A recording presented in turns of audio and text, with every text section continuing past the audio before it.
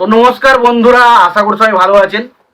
তো বন্ধুরা, এখন যে ছবিটার বিষয়ে কথা বলো, এই ছবিটা আমার দারুণ লাগে। ছবিটার নাম হচ্ছে রক্তলেখা।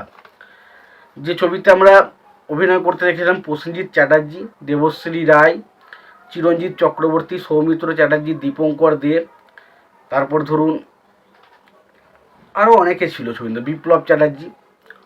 তো এই ছবিটার গল্পটা দেখুন, রক্তলেখা, রক্ত নদীর ধারা, সেই সময়কার একটা ছবি ছিল। এবং এই ছবিটার মানে পরিচালকের দায়িত্বে ছিলেন হচ্ছে রাম মুখার্জি। 1992 সালে ছবিটা এসেছিল। তো ছবিটা সত্যি কথা বলতে একটা পুরোপুরি মাস এন্টারটেনার অ্যাকশন ফিল্ম ছিল।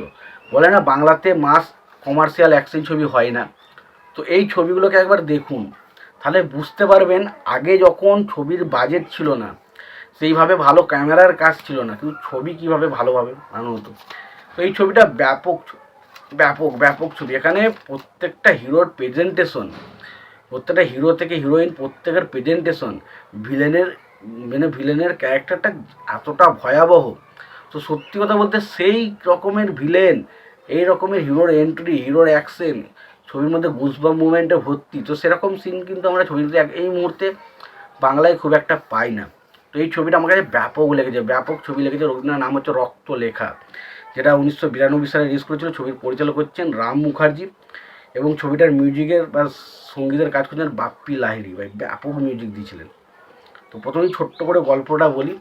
তো গল্পটা হচ্ছে এরকম যে এখানে দুই ভাই এবং একটা বোন রয়েছে, এবং তাদের মানে পরিবারের ওপর একটা ভিলেন রয়েছে যে তাদের পরিবারের ওপর হামলা চালায়, এবং পরবর্তী সময় তারা বাবা মাকে সারা মেরে দেয়। এবং সেই সময় তারা তার প্রতিশোধ নেওয়ার জন্য তারা তারা সেখান থেকে এই ভিলেনের কারণে তারা বিভিন্ন জায়গায় ছিটকে ছিটকে আলাদা হয়ে যায়। এবং পরবর্তী সময় তাদের প্রত্যেকেরই একটাই উদ্দেশ্য, যে তারা এই যে ভিলেনটা রয়েছে তার তার কাছ থেকে প্রতিশোধ নেবে। এবং কীভাবে তারা প্রতিশোধ নেওয়ার আগে পর্যন্ত তারা একে অপরের সঙ্গে কীভাবে মিলছে এবং তারা কীভাবে প্রতিশোধটা নিচ্ছে, সেটা হচ্ছে সিনেমার বিষয়বস্তু। দেখুন, একটা সিম্পল পাতি গল্প, কিন্তু সেটাকে যেভাবে প্রেজেন্ট করা হয়েছে ছবিগুলো, সেটা ব্যাপক লাগে, ব্যাপক লাগে। এবং প্রত্যেকটা হিরো এখানে, প্রসেনজিতের কাজ ব্যাপক ছিল।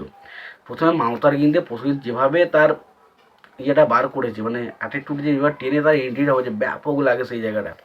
বা ধরুন এখানে দেবশ্রী রায় যে এন্ট্রিটা হচ্ছে, আমি কলকাতার রসগোল্লা, কেউ পকেট বড়, কারো পকেট ছোট, কেউ লম্বা বেশি, কেউ একটু খাটো, সবাই সাবধান, আমি কলকাতার রসগোল্লা। ওই যে এন্ট্রিটা এবং গানটা যখন এখনও শুনবেন, আলাদাই একটা মজা পাবেন, আলাদা একটা মজা। বা ছবির একটা গান রয়েছে, ছবিতে প্রত্যেকটা গান খুব ভালো, প্রত্যেকটা গান।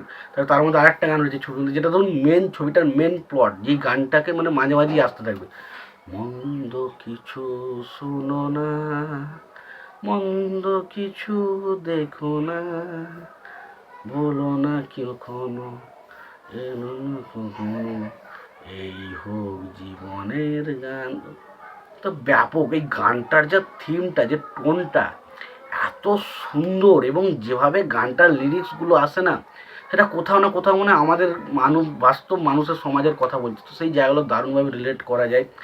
দীপঙ্কর দে ভাই কী ক্যারেক্টার প্লে করছে আমি জানি, আমি বারবার বলেছি, দীপঙ্কর মানে চ্যাটার্জি আর এই আমাদের রজতাভ দত্ত, এই দুজন ছিল বাংলায় এমন একজন ভিলেন। এবং তার আগে উৎপল দত্ত ছিল কিছু ছবিতে, ব্যাপক কাজ করতে পারে। তাদের ভিলেন দেখলে আপনি তার প্রতি এত রাগ ধরবে, এত ঘৃণা জন্মাবে তার ক্যারেক্টারটার প্রতি।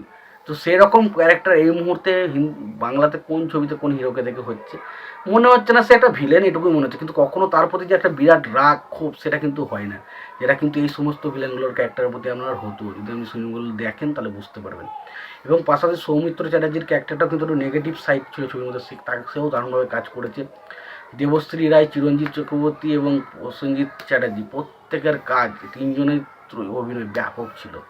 তো ছবিটায় একটা বেশ ভালো অ্যাকশন ড্রামা ছবি, ছবির মধ্যে ভালো পরিমাণ অ্যাকশন রয়েছে, ভালো গান রয়েছে, ভালো সব কিছু রয়েছে ছবির মধ্যে। তো খুব ভালো একটা এন্টারটেনের ছবি। তো অবশ্যই না দেখে থাকলে একবার দেখতে পারেন। যদি দেখে থাকেন আপনাদের কেমন লেগেছে জানাবেন।